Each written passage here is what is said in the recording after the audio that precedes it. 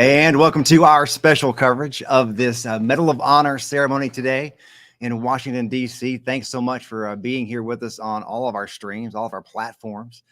So today in Washington, D.C., there's going to be a Medal of Honor ceremony at the White House for two Civil War soldiers, Philip Shadrach and George Wilson. And it's been 162 years in the making to make this day happen. And we're going to get into all kinds of stuff today, some of the history behind it, answer some questions you may have, and do all that stuff. But I really first started digging into this story, properly, I guess, last spring. I think we aired the first piece in March of 23, and I talked to a historian named Brad Quinlan, and he knows a lot about this story and was a big part of making all this happen as far as doing research and helping the families, specifically one family member, Ron Shadrach, really kind of navigate a lot of this process. Because to be honest with you, if you are a service member and you've served in the past and you want to try to upgrade, any kind of decoration, Medal of Honor or whatever, there's not really a blueprint for that. And so it takes a lot of people to try to figure out how to navigate all of it and who to contact and what to do. And it really starts with the Army. You start there. They have a board of awards, more or less, and they start that process. And so it's really been an interesting ride to see, to talk to family members and to talk to people involved in this, and talk to veterans and people with the Charles H. Coolidge National Medal of Honor Heritage Center, and a lot of these folks who have really done a lot of work on this entire project. So the event, the ceremony is going to start at 4:45 is what we're told. 4:45. So we have a few minutes to kind of set the stage and do some of the things that we talked about, show you some stories on all that. Now, you may have heard earlier in the week, because earlier in the week we got the word that's going to be 5:15, and then the last 24 hours or so started hearing at 4:45. So 4:45 today. So if you heard 5:15, it's 4:45. And so we're going to try to watch that. It's the White House, right? No telling, if they're going to be exactly on time. They're going to be late today. Obviously, we have a newscast at 5 o'clock. So we're up against a hard deadline as well. And if that's the case, we have plenty of videos to show you, to kind of get you to that ceremony if for whatever reason they're running late. But we'll keep watching on that. We're still 6 minutes before their feed even goes live. So we're still watching that right now. But the first thing I want to show you is a story that we aired last night. And this is part of an interview I did with a woman named Jennifer Sweet. And she is a descendant of the Philip Shadrach family. And she has some really interesting perspective on kind of the process. And on top of that, a big piece of this you have to think about, right? 162 years. It's a long time. It's a lot of generations who have come and gone, who knew this story and aren't here today to be a part of this day. And so she talked a little bit about that. And I talked to her, I believe it was February, and you'll notice from the video here, it's a Sunday morning, and I'm wearing a baseball cap and a hoodie, and it's in the winter and it's cold out, and because that's when she was free to do it. And so I went in my basement and recorded this interview, and she was really told me some things I didn't know for sure about this whole story. So let's take a look at this story right now with Jennifer Sweet, a Philip Shadrach descendant. Whole process, I think, for you guys and everybody involved has been getting your hopes up and being let down and getting your hopes up and being let down. So can you just kind of describe and explain kind of that experience? Yeah.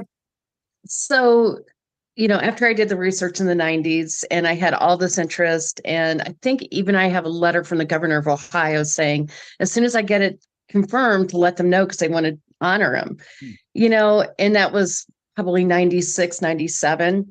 And ever since then, in the early 2000s, I had reached out, had heard something, they were going to get it taken care of.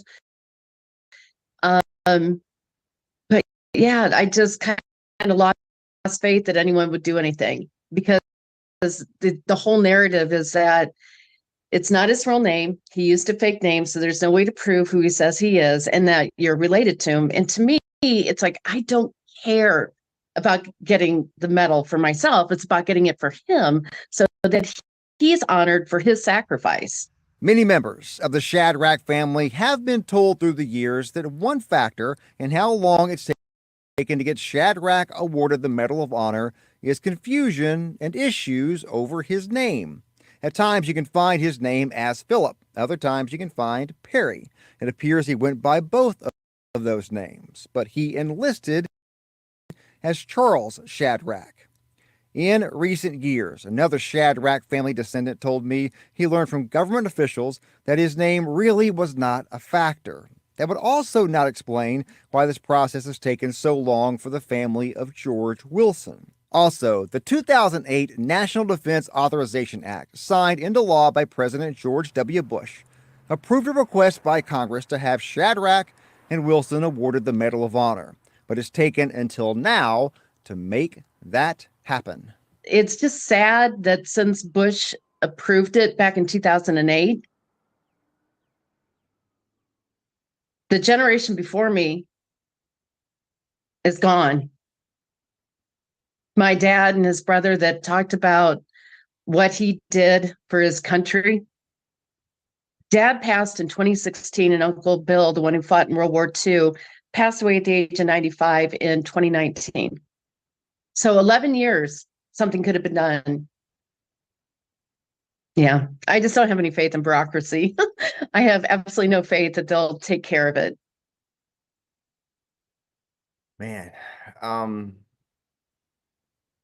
I know that's disappointing to know how many generations your family have known this story and have known that he wasn't honored. That I can understand why that's difficult. Yeah. Yeah.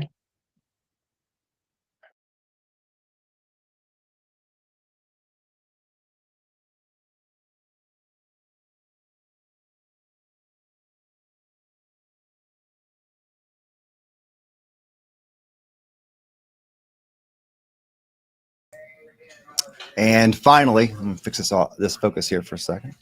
And finally, after all those years, today is the day that finally all that is going to happen. And I'm sure you guys, who followed this may have questions and comments and thoughts about this. And if you put them on Facebook, we'll try to answer them. But let's go through this a little bit. And the big question you get often, right?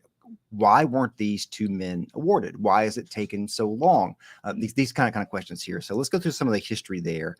So this is Philip Gebhardt Shadrach. You see Perry here because he went by the name Philip and Perry. Also, when he enlisted as Charles. So that's important in this in a second as well. And this is George Davenport Wilson over here on the right, the black bow tie here, looking dapper there. So the story goes is that it was April of 1862, right? And the forces of General O.M. Mitchell were in Shelbyville, Tennessee, and a traitor, a scout, some called him a spy, James Andrews, shows up there, and he has this plan that he tried before and failed, but he had a plan to go and steal a train and destroy all the railroads between Atlanta and Chattanooga, essentially Marietta and Chattanooga, I guess more specifically. And so the reason to do that was Mitchell's plan was to go where they were going. They were going south through. There's a map on this. Okay, thank you very much. That producer extraordinaire Sam helped me guide this. So that's Shadrach. That's Wilson. Okay, here's the map. This is great. So they started in Shelbyville, Tennessee, and there were 24 to start with, right? And so the plan was to leave there in small groups, twos and threes and fours, and travel down to Chattanooga from Shelbyville. And from Chattanooga, they were going to get on a train, not all together, just whenever they arrived in Chattanooga, and they were going to meet down here in Marietta before the mission. So two men, before they even got to Jasper, Tennessee, right outside of Jasper, Tennessee, they were stopped by the Confederates there. When the plan was, if they were stopped by the Confederates, the story was going to be that they were from Kentucky and they were going to go join the Confederacy down in Georgia. They had friends in Georgia and they wanted to go join those friends and fight there. Well, the first two guys that got stopped, Samuel Llewellyn and a man named Ovid Smith, actually. And they got stopped with the Confederates and they were like, nope, you have to join us here. We're not gonna let you by. They were suspicious, all these things. And so all of a sudden now they're down to 22 men, right? And so the other 22, actually get to Chattanooga, get on trains in Chattanooga, and head toward Marietta. I'm not going to go into every detail of this. So if any historians here to correct me, I'm going to try to skip through this because it's kind of a long story, and it's going to start in about 15 minutes. We don't have a whole lot of time here until we get started here. The feed is about to come up, I do believe. So anyway, they're supposed to meet in Marietta, jump on the train, all this. So 22 get to Marietta, right? So the next morning when they wake up and start to get on the train, only 20 showed up because 2 of the men got there early and they didn't tip the guy that worked at the hotel. So they didn't get a wake-up call. So only 20 make it onto the train, right? So they get on the train to Marietta, the 20 guys, and we go to, and so that's they were in Marietta right here, and you see Big Shanty, why the red line starts in Big Shanty right there. That's where they actually steal the train. It was a breakfast stop. They got off the train, passengers, the conductor, these folks got off the train to eat breakfast. Some folks stayed on the train, but most got off. And so that's when they jumped into action to steal that train. And so they steal a train, call the general, unhook the cars with the passengers that were on it, and they take off north toward Chattanooga. And the conductor of the train, sitting there with a big steaming pile of eggs and biscuits and whatnot, sees it and gets up and starts chasing him on foot as the train pulls away. Well, as I told you, Mitchell was going to Huntsville, then to Chattanooga, right? Well, he went to Huntsville and they were able to take Huntsville, but the word was going that they had that he was coming to Chattanooga. So a lot of the people who were in Chattanooga who weren't soldiers and didn't want to fight in that battle and what was going to happen, they got on trains and they left. And so as they're trying to go north, they keep running into trains coming the other direction, going north to south. And so it slows them down and eventually they're captured.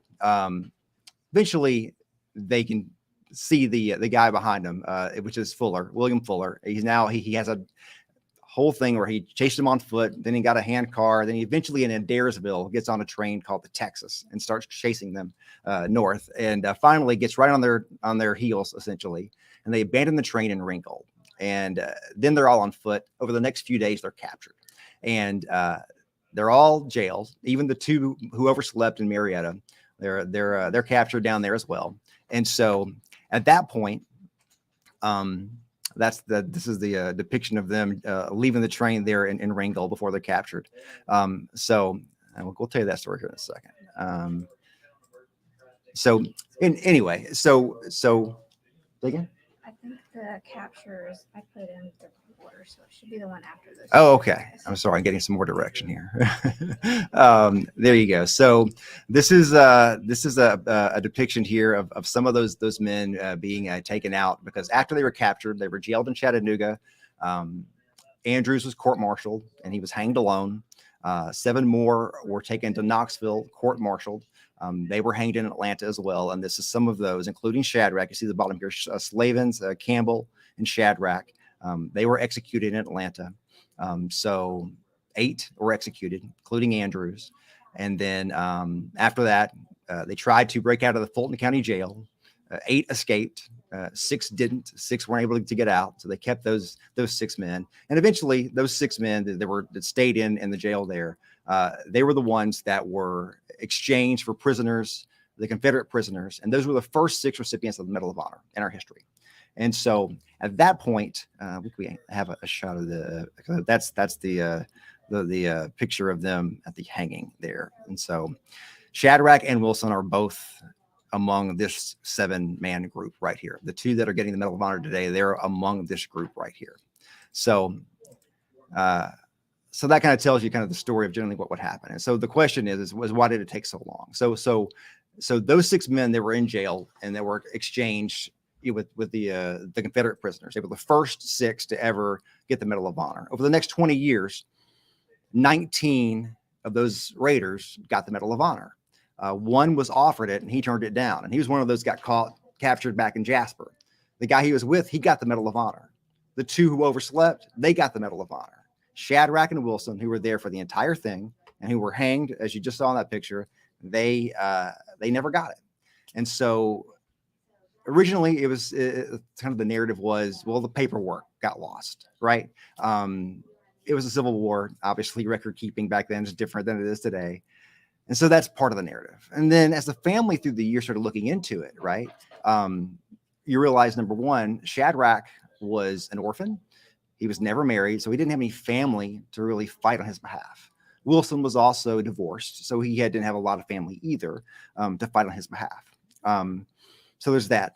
So the family starts digging into it more, and they realize, oh, since he enlisted under the name Charles when his name was Philip, that might have caused a problem. So that theory is out there, but really, that's been known for years. And the family yesterday, when they're talking in Washington, D.C., they talk about how they've been writing, just the people who were there have been writing letters to, one of the men wrote a letter to President Carter. So it's been since the 70s. These families have been trying to correct this. And so at any point during this time, this could have been corrected. And for whatever reason, it wasn't. In 2008, as part of the National Defense Authorization Act, when that was passed, there were 5 soldiers that or 5 service members, I guess is the right way to say that Congress wanted to receive the Medal of Honor. 3 of them before now already have, Shadrach and Wilson, since 2008. It's been approved by Congress to go back and re-award them after all these years. And it took until today for this finally to happen. And it took a lot of work through a lot of people and like I said, historians and family members and General B.B. Bell here in town, who was instrumental in helping get Larry Taylor the Medal of Honor. He was very involved in this. And so a lot of people worked very hard just to make all of this happen. And so thanks for changing that there. So the feed at this point is still not all the way up. Can we show them this, what we have here? Yeah. So this is from the official, this is our Medal of Honor Heritage Center here in Chattanooga. We're going to show you what they've got up right now. If we can show you that. And basically it says we'll begin shortly. So we're about 7-8 minutes out from that ceremony that we're waiting to see here today. And so you see April 12th, 1862. That's the date of what was called the Great Locomotive Chase, or Andrews Raid. That was the day they stole the train. 6-hour trip north to Georgia. That whole thing. It was 1 year to the day after the Civil War started. The Civil War started on April 12th, 1861, when the first shots were fired on Fort Sumter. And so a year after that was when this event happened. And as we know, the war continued for several more years after that. So we're still watching here. Keep an eye there in Washington, D.C. here today. And so we have some other things to show you here as well that we can get into as well. Let's see if we can go back through some of our pictures here and tell you some more history here. So some of these images were sent out by the Army. Some of these are courtesy of the U.S. Army. This one here is Philip Shadrach.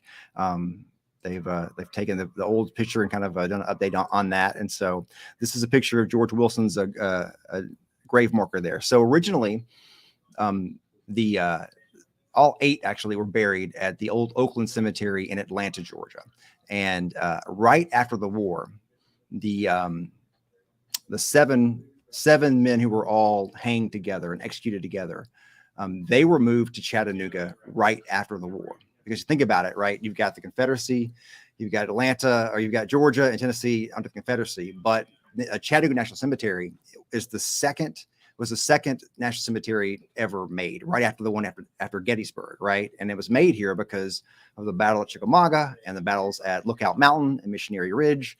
And you had a lot of soldiers who died and all that. So they needed a place to bury those soldiers because there were a lot of people who died in those battles. And so it's the second one ever made. So after the war, that is officially U.S. government property, and they wanted those soldiers here. And so they moved those 7 here. It took them years to get Andrews's remains here. Now, there's a lot of story around Andrew's remains because it took another 20 years to get his remains moved here.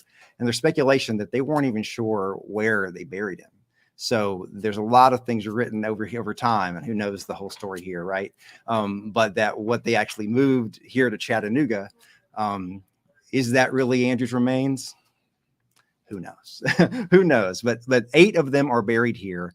The 8 that were all executed there in Atlanta. I showed you this picture earlier, and I said we'd come back to this. So this picture here, this is around, I believe, 1908. These are the Andrews Raiders, 45 years, some odd after the event. This man here in the middle, this bigger man here holding the hat, that man's Jacob Parrott.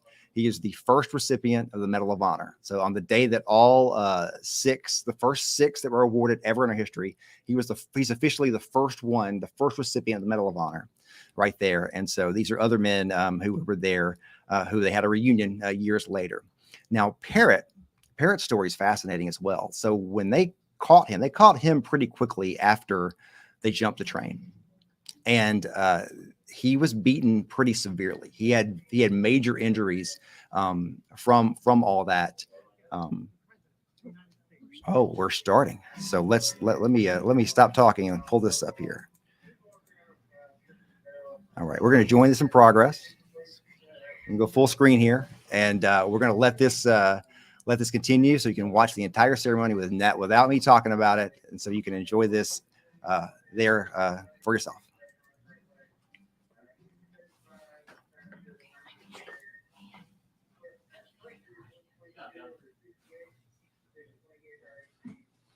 Please bow with me as we mark this occasion in prayer. Almighty God, we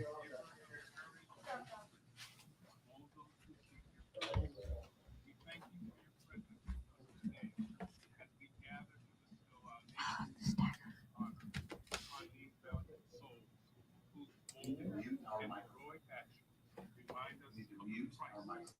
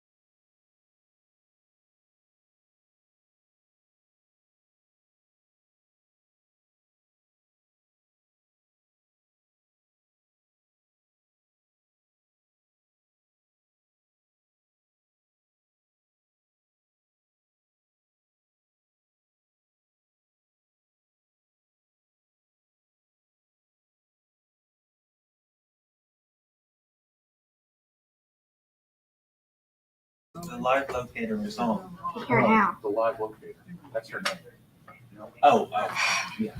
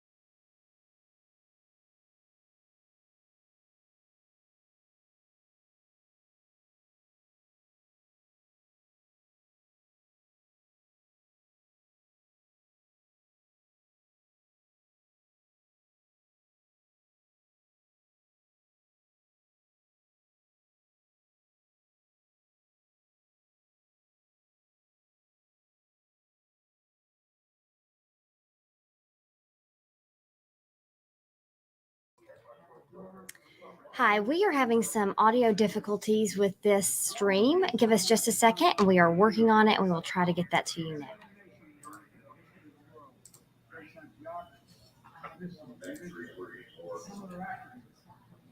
We're the only nation all men. Very complete people have lives. We haven't always lived up to that. Like George Philip, we never walked away from him. We're always being on and on for over a century. Time to down and Amazon. Yeah, give me a second. they want to play football. Josh is gonna try to track. Unity is the issue.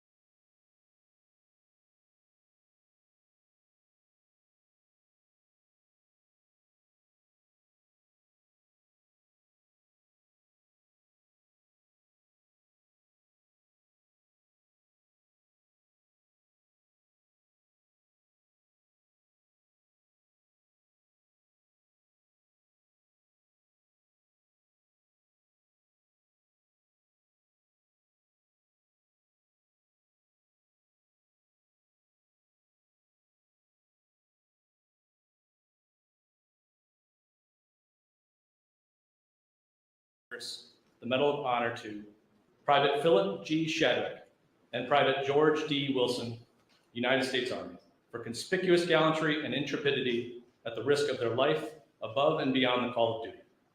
Private Philip G. Shadrach and Private George D. Wilson distinguished themselves by acts of gallantry and intrepidity above and beyond the call of duty while serving with the 2nd Ohio Volunteer Infantry in Georgia on 12 April 1862. Private Shadrach and Private Wilson were 2 of 22 Andrews Raiders who, by direction of Major General Ormsby M. Mitchell, penetrated nearly 200 miles south into enemy territory. Upon capturing a railroad train at Big Shanty in Georgia, the group set out to complete their mission of disrupting enemy supply lines by destroying bridges and tracks between Chattanooga and Atlanta. Private Shadrach and Private Wilson's gallant actions in close contact with the enemy were in keeping with the highest traditions of military service and reflect great credit upon themselves, the Army of the Ohio, and the United States Army.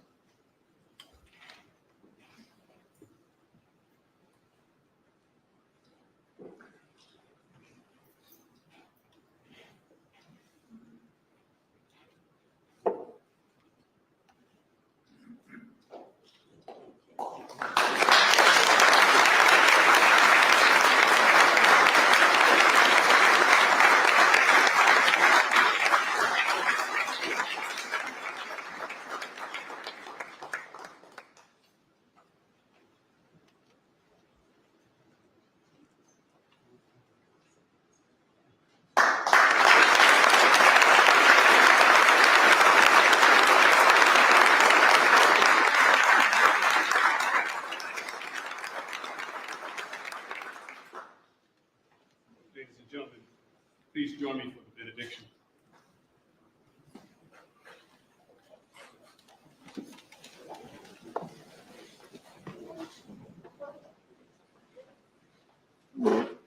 Heavenly Father, as we depart this ceremony, may the courage of these 2 young heroes be our example. May righteousness be our choice, and may hope be our guiding light as we move with purpose in our world. Grant us grace, O Lord, to meet all the challenges that will come our way, and impart unto us wisdom and the will to do justly, to love mercy, and to walk humbly before you all the days of our lives. In your most holy name we pray. Amen. Distinguished guests, please remain in place as the President departs. Thank you.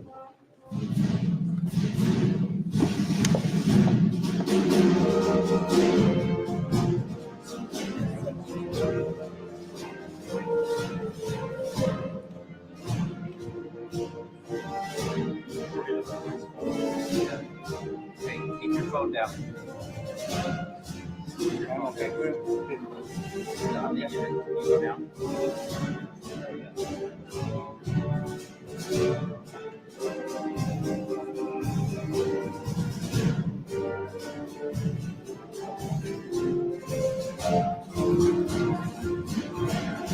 Mr. President, Mr. President.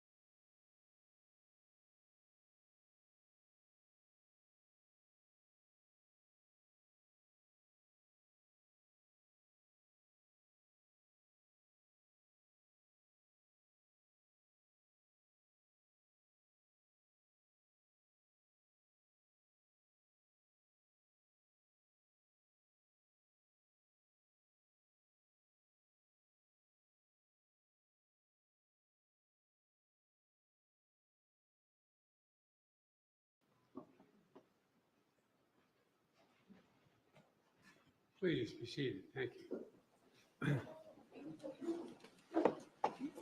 It's a long time in coming. 1 year into the Civil War to abolish slavery, fighting raged across the states.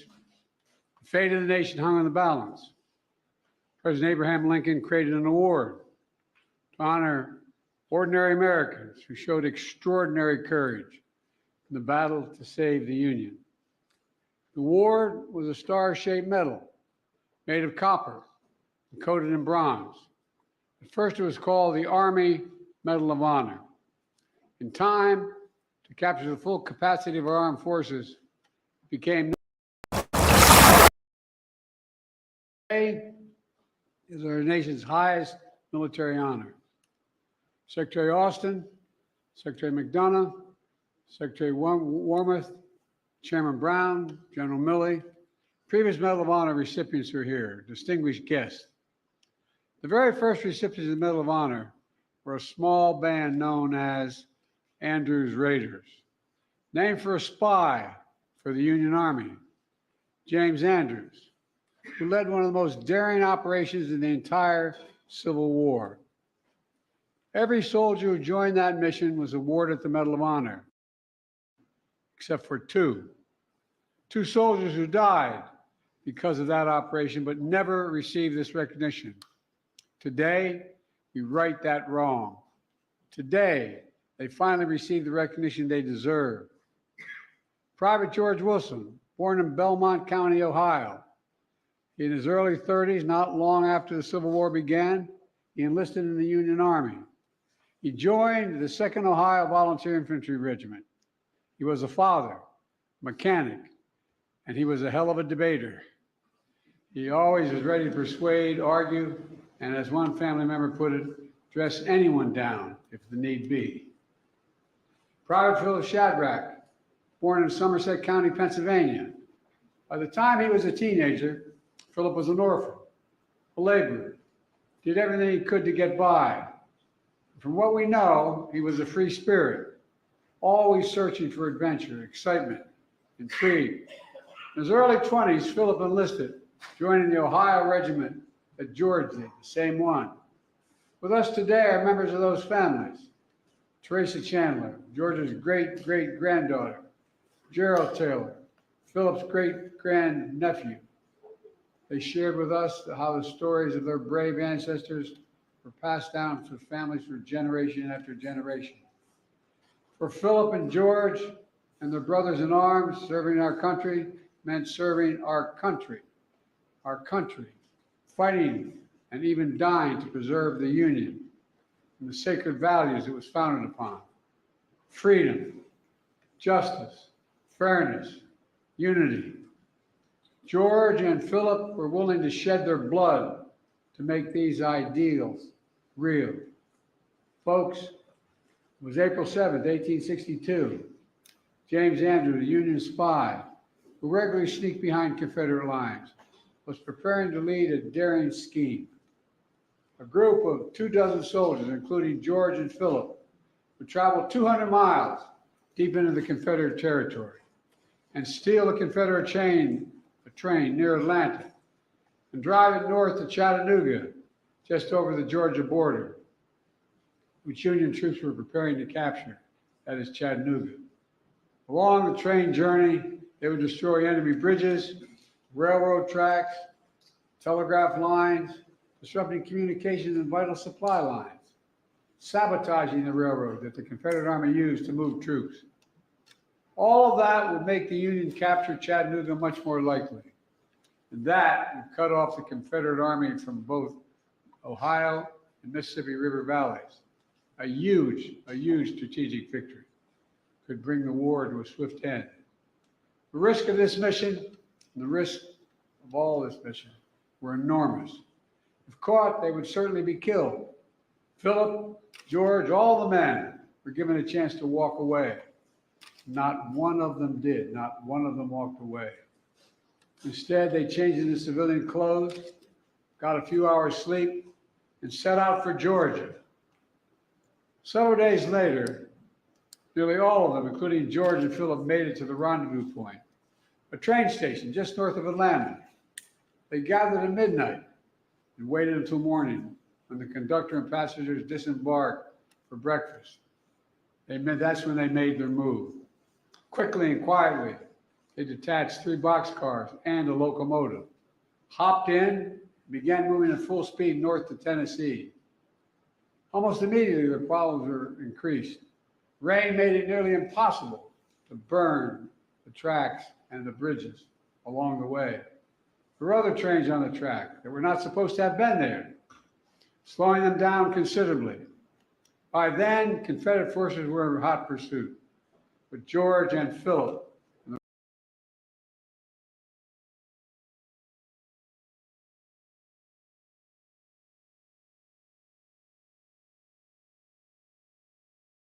almost made it to Georgia, but about 15 miles from Chattanooga, they ran out of fuel, and the Confederates closed in.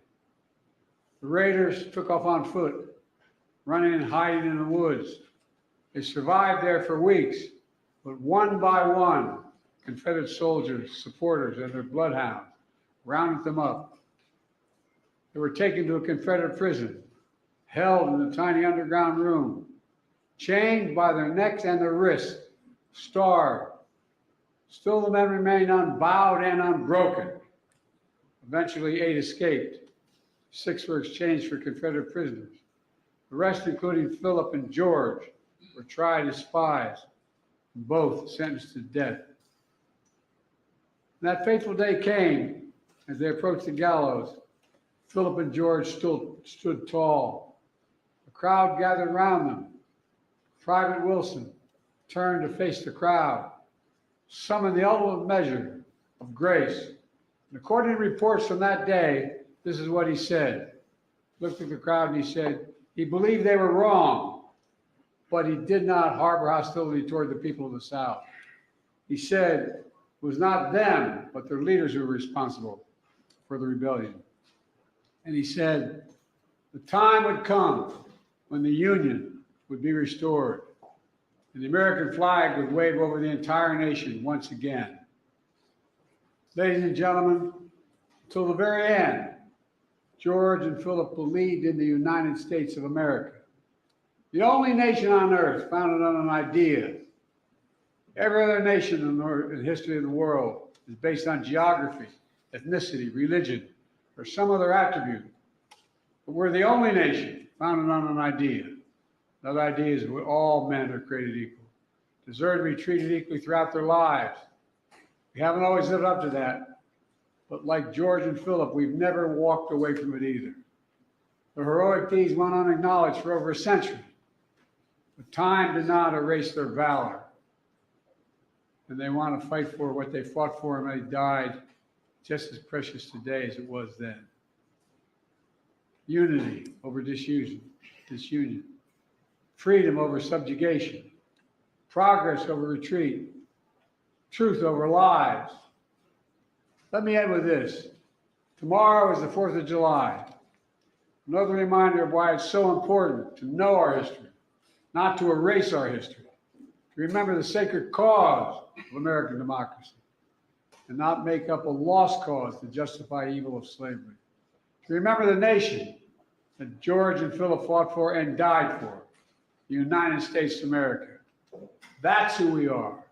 That's who we are. The United States of America, there's nothing beyond our capacity in the United States if we work together. So God bless you all. May God protect our troops. With that, it's my honor to ask the military to read the citations. Thank you.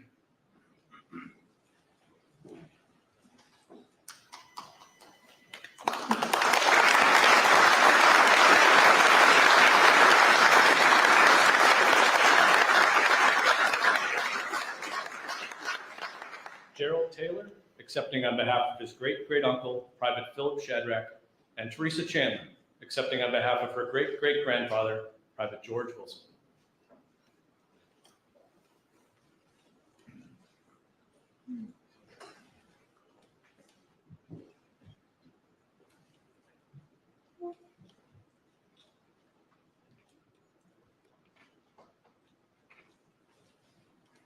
Attention to orders.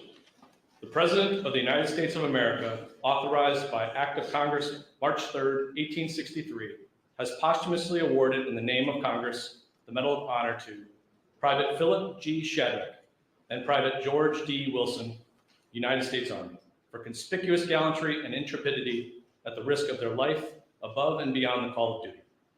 Private Philip G. Shadrach and Private George D. Wilson distinguished themselves by acts of gallantry and intrepidity above and beyond the call of duty while serving with the 2nd Ohio Volunteer Infantry in Georgia on 12 April 1862. Private Shadrach and Private Wilson were 2 of 22 Andrews Raiders who, by direction of Major General Ormsby M. Mitchell, penetrated nearly 200 miles south into enemy territory. Upon capturing a railroad train at Big Shanty in Georgia, the group set out to complete their mission of disrupting enemy supply lines by destroying bridges and tracks between Chattanooga and Atlanta. Private Shadrach and Private Wilson's gallant actions in close contact with the enemy were in keeping with the highest traditions of military service and reflect great credit upon themselves, the Army of the Ohio, and the United States Army.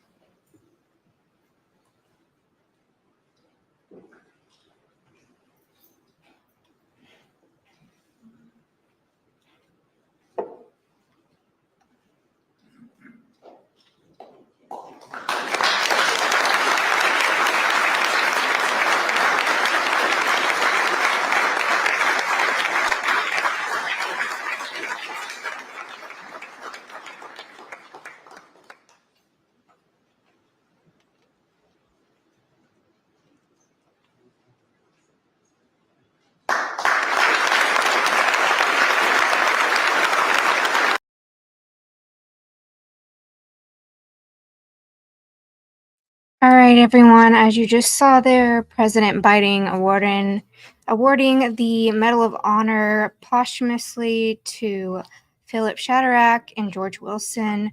I want to apologize again for the technical issues we were experiencing earlier, not being able to provide the audio to you guys. Before we go, we wanted to share with you a podcast episode that Josh Rowe did about this. If you don't know, let me pull this up for you guys. Screen share this for you.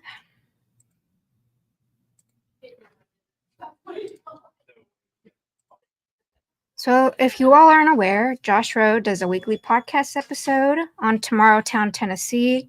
You can listen to him on all these broadcasting platforms right here. And his most recent episode was about Andrews Raiders and about these men who were honored with the Medal of Honor Award. And so I'm going to pull it up for you guys and play it. And once it's done, this stream will be over. We hope you enjoy. And let me get this clip for you guys.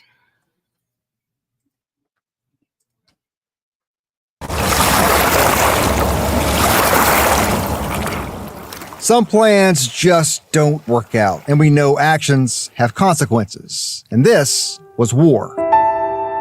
Now 7 men stood with their boots planted firmly in this Atlanta, Georgia dirt on these final moments of their short lives. Philip Gebhard Shadrach was a very religious man. One of his comrades described him like this: almost being obnoxious. When he was being taken out to be hung, he turned to the group and he said, "I'm not yet ready to meet my Jesus." On June 18, 1862, Shadrach and the 6 others were hanged near the old Oakland Cemetery in Atlanta. 4 of the men who were executed that day hold a distinction that puts them among the most courageous and valorous to ever wear the uniform of the United States military.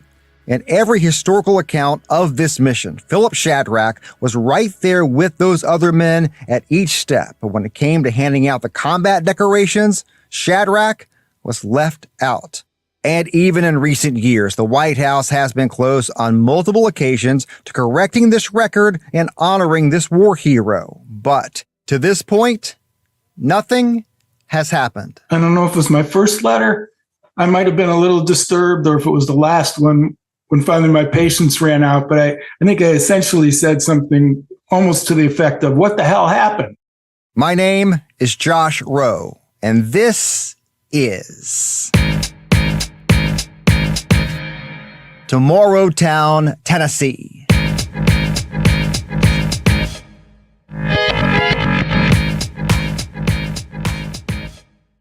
This story begins like all the great Civil War stories. A few months ago, I got a voicemail from a retired geologist near Cleveland, Ohio. Hi, Josh. This is Ron Shadrach. A voicemail and a familiar last name.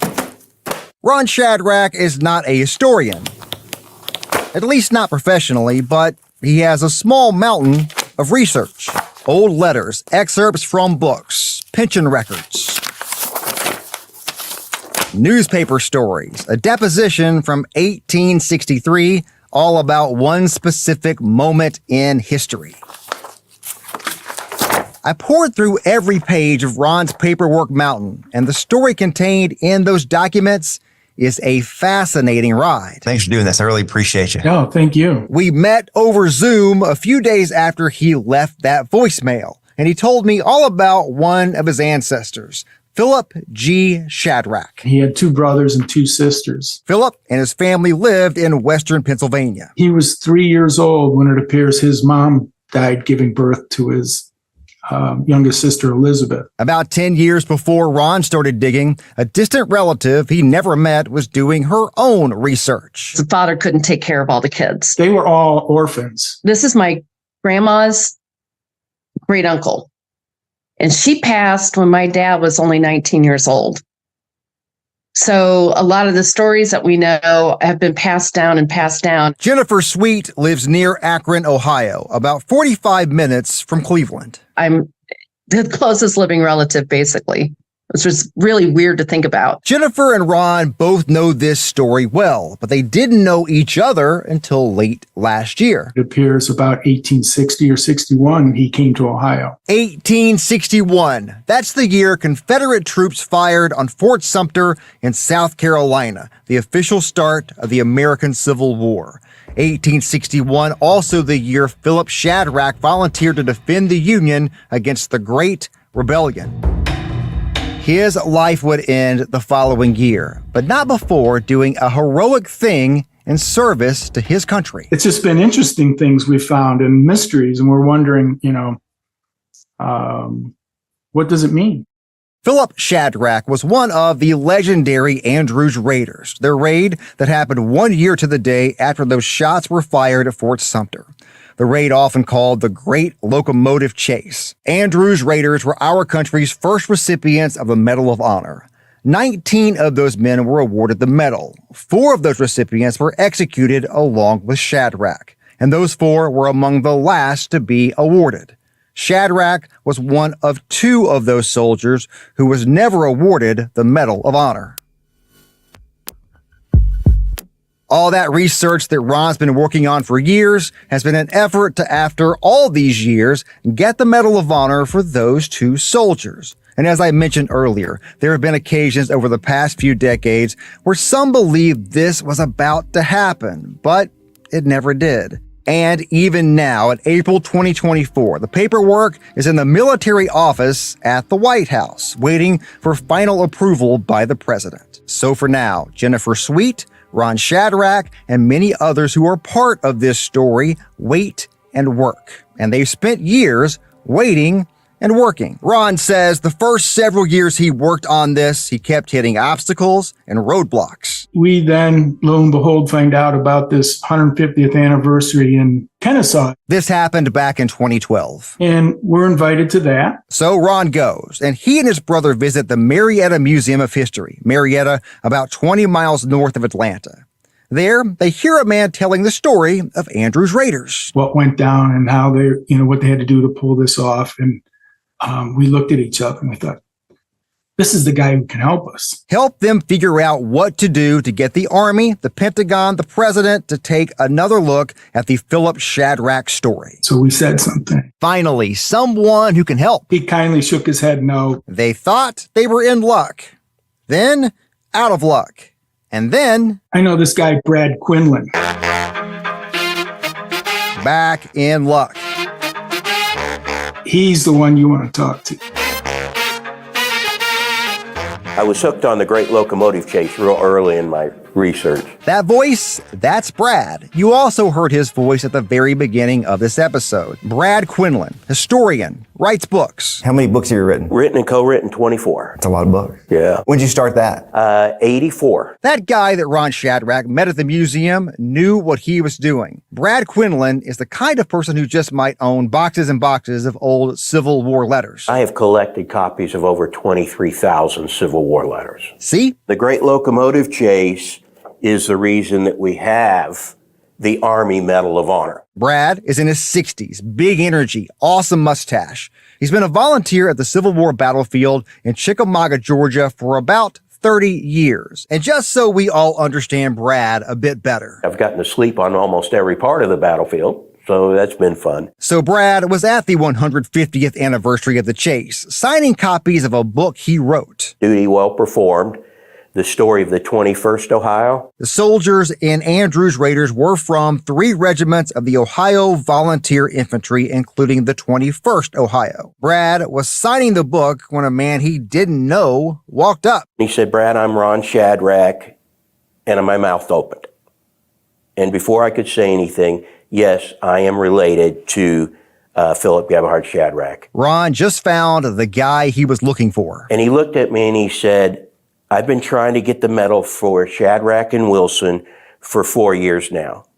I've heard about you. Will you help me get these medals? So Brad went to work. Oh, thousands of hours. Ron's mountain of documents is also Brad's mountain of documents. Ron and Brad worked on all of this together. Kind of kicked off this collaboration, him down there and me up here. I sat down with Brad about a year ago in a big conference room. He opens his bags, pulls out a laptop. He shows me books. And that's an original. Pictures, papers. What is that? This is under oath documentation, 72 pages long, of 5 members of Andrew's raid testifying on exactly what happened moment by moment. They put together a packet of well over 300 pages, making the case of why Philip Shadrach should be awarded the Medal of Honor. And they submitted the packet to the Army, requesting they take another look at the case of the great locomotive chase. Pittenger testifies, yes, George D. Wilson, Company B, 2nd Ohio Infantry. So first of all, William Pittenger is one of Andrew's raiders. He's a big reason we know so much about the raid. He wrote several books about the raiders, giving a first-hand account of what happened. And I mentioned earlier, there were 2 soldiers who were overlooked for the Medal of Honor. There was Shadrach and there was George Davenport Wilson. Here's Brad again, where we left off. Pittenger testified, Wilson and Shadrach, Company K, 2nd Ohio Infantry. I got under oath testimony that these men were hung and participated in the raid. In Pittenger's book, Daring and Suffering, he said George Wilson was, quote, the most remarkable man of the whole party. He was not educated highly, though he had read a great deal. But in natural shrewdness, I rarely, if ever, saw his equal. Let's just start at the beginning. Tell me what point in your life you started hearing stories of George Davenport Wilson? I was pretty young. I was about 6 years old, 6 to 8 years old. Ron and Brad's research has led them to many discoveries over the years. Along the way, they also found a few people named Wilson. This is Ashley Wilson. We found out that he was my 4th great uncle. Ashley told me her father and sister discovered a family connection to George Wilson by researching their family genealogy. So I remember once we found him and once we found his story and put the family lineage together, my father was full of pride about George and who he was and what he did for our nation and the sacrifices that he had made. So from that point, about 8 years old, I grew up with stories of the Great Locomotive Chase and the Andrews Raiders and the speech that Uncle George had said right before he was hung. As the 7 raiders stood on the scaffolding just before their execution, George Wilson asked to speak. At this point, the rest of the raiders were being held in a jail in Atlanta. Pittenger wrote that the prison guards told them what Wilson said. I'm going to read what Pittenger wrote in his book, Capturing a Locomotive. He wrote, he told the rebels that they were all in the wrong, that he had no hard feelings towards the Southern people for what they were about to do because they had been duped by their leaders and induced by them to engage in the work of rebellion. He also said that though he had been condemned as a spy, yet he was none, and they well knew it. He was only a soldier in the performance of the work he had been detailed to do. That he did not regret to die for his country, but only regretted the manner of his death. He concluded by assuring them in prophetic words that they would yet live to regret the part they had taken in this rebellion and would see the flag of our country wave in triumph over the very ground occupied by his scaffold. This address made a deep impression on the minds of all who listened, and I often afterwards heard it spoken of in terms of deepest admiration. When he ceased, the signal was given, and the traps fell. My father died in 2012, and it was something that he had fought for to get to this point because they were never awarded the Medal of Honor. Wilson and Shadrach were both executed that day, and they were the only 2 soldiers among the raiders who were never awarded or offered the Medal of Honor. So when my father passed away, it was one of the last things that he left unfinished that he wanted done. Wilson and Shadrach will forever be linked. Philip Shadrach, George Davenport Wilson, Shadrach, Shadrach. I have told this story several times, but nowhere near the number of times Brad has told this story. And that story begins with a meeting between the leader of the group, civilian scout James Andrews, and General O.M. Mitchell, who had set up camp near Shelbyville, Tennessee. He wanted to attack and take over Chattanooga. It's an important rail line. It's a river. So the plan. They would take 22 Union soldiers. Plus another civilian who happened to be at the camp. So 2 civilians and 22 soldiers total left Shelbyville on the mission. They would go in small groups of 3 and 4. Head to Georgia. Steal a train called the General. But by the time they got on that train, those 24 men were now down to 20. 2 civilians, 18 soldiers. But the plan, it was still intact. The Raiders were going to race north on the train and rip up the railroad. And then the Confederates couldn't get reinforcements from Marietta up to Chattanooga. Then the Union takes Chattanooga and ends the war quickly. Easy. No problem. Well, everything fell apart very quickly. William Fuller, the conductor of the General, he started chasing the train and screaming, "They're stealing my train, they're stealing my train." A lot of that falling apart happened near and in Chattanooga, Tennessee. And today, you can find many of the places where some of the worst of the falling apart happened. The engine ran out of wood and water at Ringgold. There's still today a marker right next to the railroad where the train still runs today. The marker sits right next to a road on one side. Georgia State Route 151, or Ooltewah-Ringgold Road. The railroad is on the other side of the marker and is surrounded by a few scattered small homes. The marker tells the story of Andrews' Raiders and the great locomotive chase.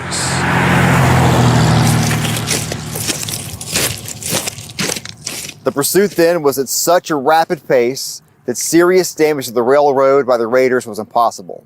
The General was abandoned by the Raiders on account of lack of fuel and the close pursuit. They had to abandon the train. They were just under 20 miles from Chattanooga. So they actually then were captured over the course of the next weeks. And that is when this story takes a dark turn for the Raiders. Taken here in Chattanooga in a prison. There is another historical marker on Lookout Street in downtown Chattanooga that marks the spot where that jail stood.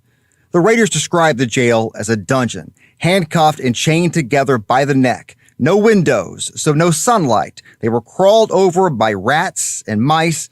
Terrible situation. Now, during the few weeks the Raiders were in the jail in Chattanooga, James Andrews, the civilian leader, was court-martialed there. The book, Stealing the General by Russell S. Bonds, gives us a specific location of the trial in Civil War-era Chattanooga. It's hard to imagine that scene as you walk through the downtown streets of the city today.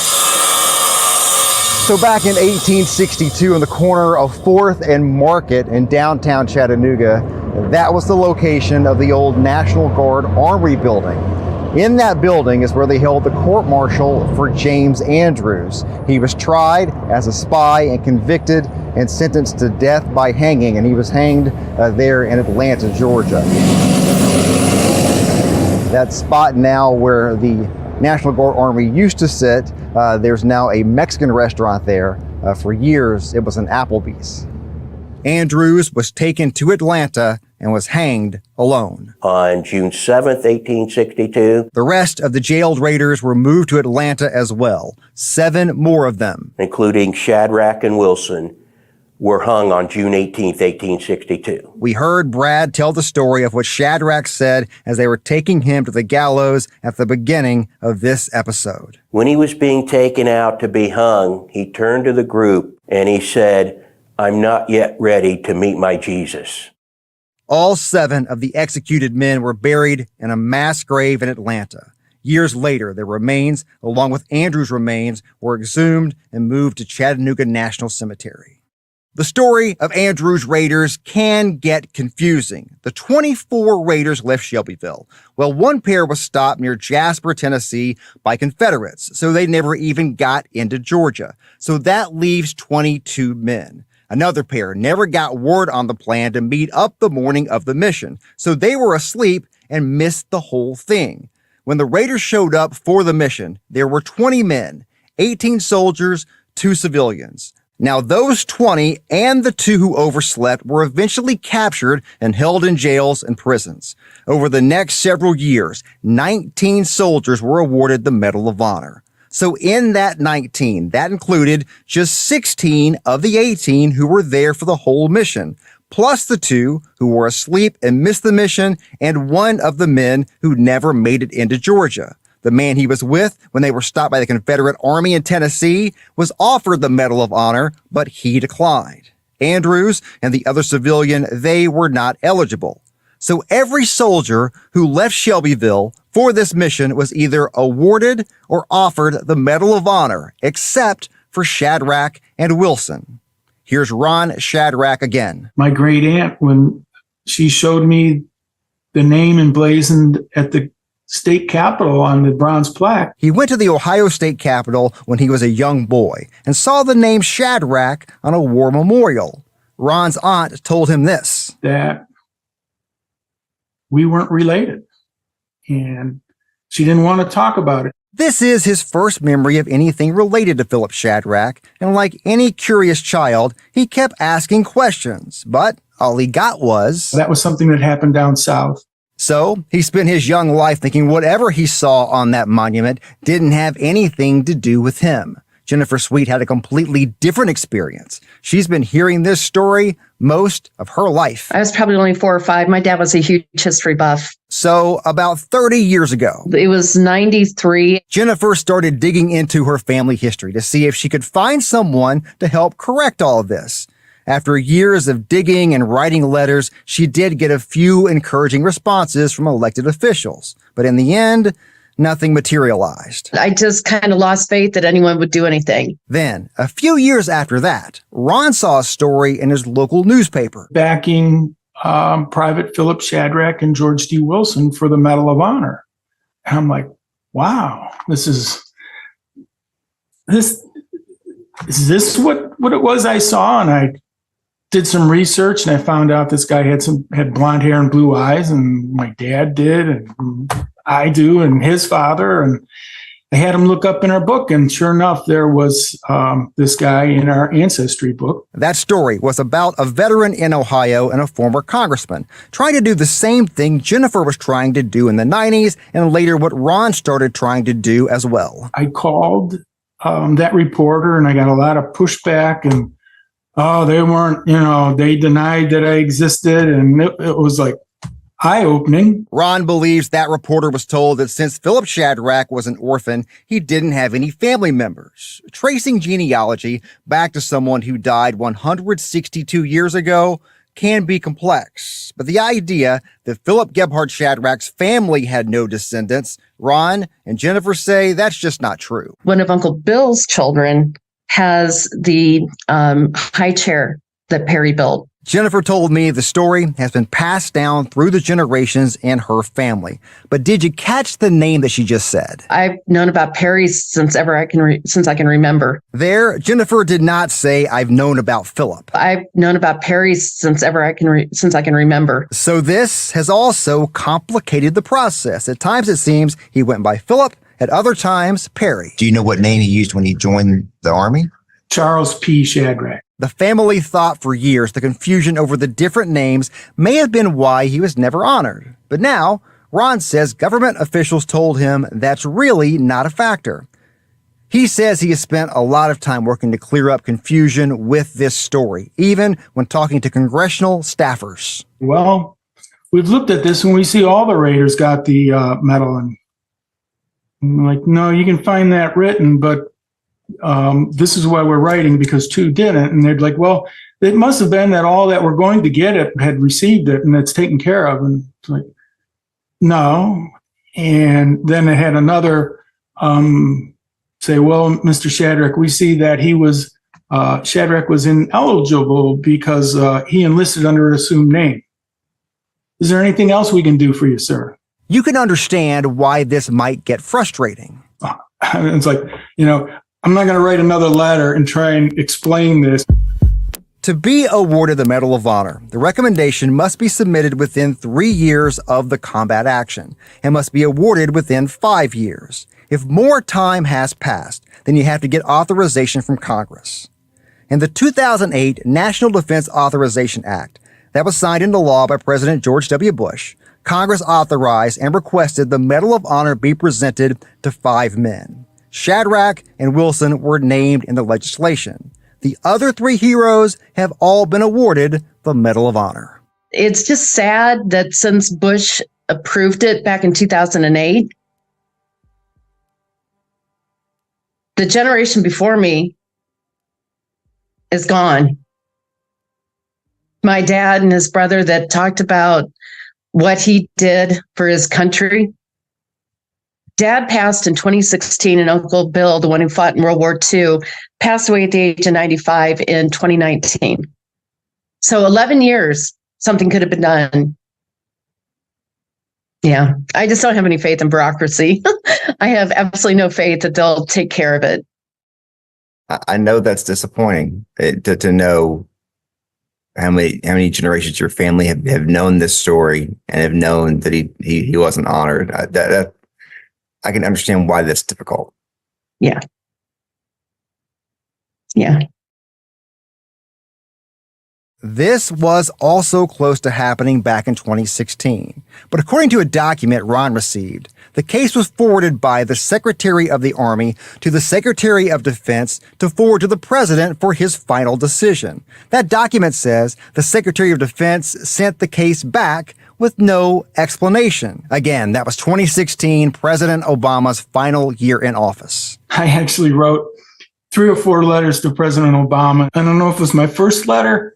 I might have been a little disturbed, or if it was the last one when finally my patience ran out. But I think I essentially said something almost to the effect of, what the hell happened?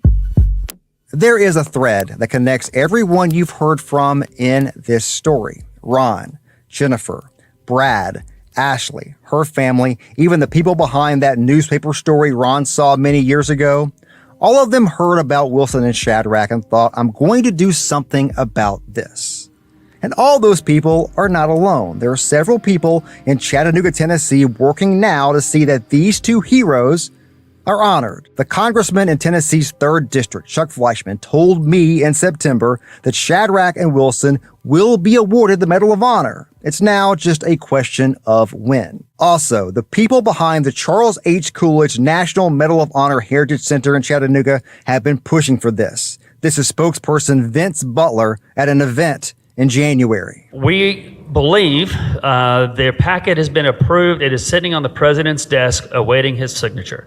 We know in 24, sometime this year, the president's supposed to sign that. And retired 4-star General B.B. Bell has been working on this as well. He said this during his remarks at the funeral for Captain Larry Taylor in early February, speaking about the Medal of Honor recipients who are buried at Chattanooga National Cemetery. Wilson and Shadrach will join them soon, I'm sure, and I pray. I can tell from the way you talk about it that it's been hard on you in a lot of ways. It's been stressful in a lot of ways. Can you just explain that? Just kind of like the toll is kind of taken on you and the time you put into it and all those things? Well, I don't know if it's a toll. It's a amazing thing, and we're, I think we're very fortunate to be part of it. Over these years of fighting to make sure Shadrach and Wilson are not forgotten, Ron has learned about family history he never knew. He met family members he never knew existed, and members of George Wilson's family as well.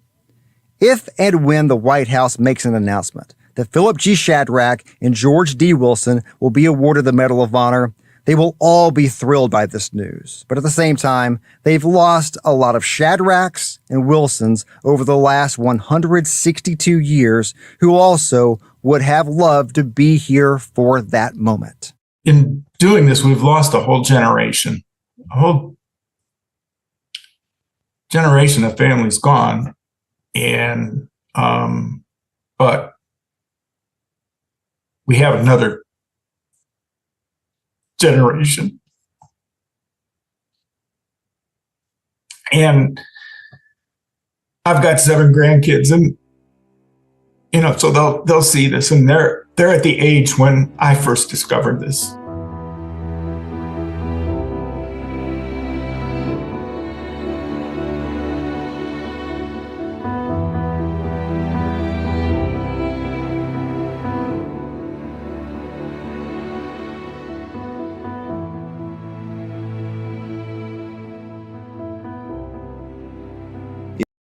If you would like to learn more about Andrew's Raiders, I've included the resources I used to help me tell this story in the show notes in this episode of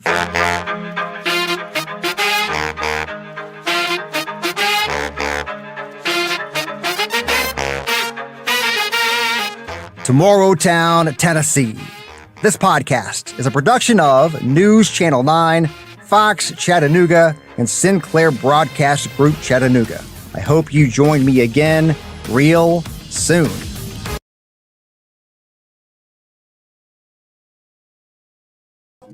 All right, everyone. That was Josh Rowe there with his podcast episode on Shadrach and Wilson.